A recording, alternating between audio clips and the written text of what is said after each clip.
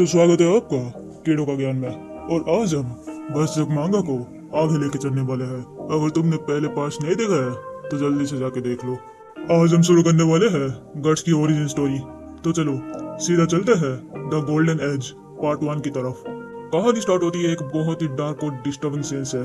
एक पेड़ से जिसमें कई सारे लाशों को फांसी के फंदे से लटका दिया गया है और वहीं से एक ग्रुप ऑफ मर्सनरीज गुजर रहे होते हैं। वो देखते हैं पेड़ के नीचे एक नन्हा बच्चा पड़ा है और ऊपर उसकी माँ की लाश लटक रही है। अब तुम्हारे दिमाग में भी यही सवाल आ रहे होंगे, ये बच्चा अकेला कैसे बच गया? तो असली बात ये थी कि जिस वक्त इन सबको फांसी दी गई थी उस बच्चे की माँ प्रेग्नेंट थी और फिर एक तरह का मिरेकल होता है। वो माँ तो मर गई लेकिन उसके वोम से एक जिंदा बच्चा नीचे गिर जाता है।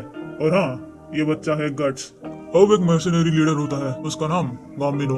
उसकी वाइफ सिसु बच्चे को अपनी गोद में उठा लेती है लेकिन गामिनो चिल्लाता है, छोड़ो इसे, ये तो मर चुका है। तभी बच्चा उसके हाथ से फिसल कर नीचे गिरता है, पानी में जाके गिरता है और जोर जोर से रोने लगता है। सब लोग शॉक हो जाते हैं। एक मरी हुई औरत में से एक जिंदा बच्चा कैसे निकल आया? और वही डिसाइड होता है कि अब गट्स इन मर्सनरी के साथ ही रहेगा। दूसरे सोल्जर्स बोलते हैं ये ठीक नहीं लग रहा, मुर्दों के बीच से बच्चा लेकर आना ये तो अपशगुन हो सकता है। लेकिन गामिनो कहता है छोड़ो, वैसे भी ये ज्यादा दिन जिंदा नहीं रहेगा, तब तक शिशु को इसे खेलने दो। और फिर 3 साल बीत जाते हैं। अब हम देखते हैं अपशगुन सच में उनके ऊपर भारी पड़ रहा है। शिशु को प्लेग हो जाता है और उसी बीमारी के वजह से उसकी डेथ हो जाती है। फिर और 3 साल निकल जाते हैं। अब हम देखते हैं 6 साल का गट्स बैटलफील्ड में गामिनो और मर्सनरीज की मदद करने लगता है। उसे चोट भी लगती है और गामिनो उस पर बार बार चिल्लाता है, मैं तुम्हारी वजह से मर जाता, तुम कुछ भी काम के नहीं हो। फिर एक दिन गट्स और गामिनो स्वॉर्ड ट्रेनिंग कर रहे होते हैं लेकिन गामिनो एक मॉन्स्टर की तरह नहीं, सोल्जर की तरह उसे पूरी स्ट्रेंथ से मार रहा होता है। दूसरे मर्सनरी भी कहते हैं अरे गामिनो बस करो, ये तो बच्चा है। लेकिन गामिनो बोलता है अगर इसे यहाँ रहना है तो खुद को प्रूव करना होगा, हम इसे फ्री में खाना नहीं खिला सकते। फिर गट्स अपना तलवार घुमाता है और इस बार वो गामिनो को एक छोटी सी खरोच भी लगा देता है। गामिनो गुस्से से पागल हो जाता है और तुरंत तलवार घुमाकर गट्स की नाक काट देता है। सब लोग दौड़कर गट्स को उठाते हैं और कहते हैं गामिनो आज तुम हद पार कर दी। गामिनो कहता है हाँ शायद मैंने ज्यादा कर दिया। रात होती है, गट्स बुखार में जल रहा होता है और टेंट के बाहर 2 मर्सनरीज बातें कर रहे होते हैं। ये वही बच्चा है ना जो लाशों के नीचे मिला था?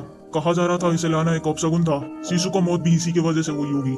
गट्स ये सब सुन लेता है और एकदम टूट जाता है। फिर अपनी तलवार को अपने सीने से लगाकर बीमार हालत में सो जाता है। फिर 3 साल और बीत जाता है। अब गट्स 9 साल का हो चुका है और बैटलफील्ड पे खुद लड़ना शुरू कर देता है। अपनी पहली बैटल में ही वो एक सोल्जर को मार देता है लेकिन तुरंत और एक सोल्जर उस पर अटैक कर देता है। गामिनो उसे बचाता है और कहता है एक को मार के तुरंत आगे बढ़ो।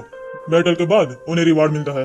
गट्स अपनी इनाम गामिनो को दे देता है और बोलता है ये तुम रख लो। दोनों का रिलेशन थोड़ा नॉर्मल हो रहा होता है लेकिन और एक मर्सनरी डोनोवन आकर गामिनो को कुछ बोलता है और रात को गट्स अपने टेंट में अकेला लेटा हुआ होता है। तभी टेंट का फ्लैप उठता है और अंदर आता है डोनोवन।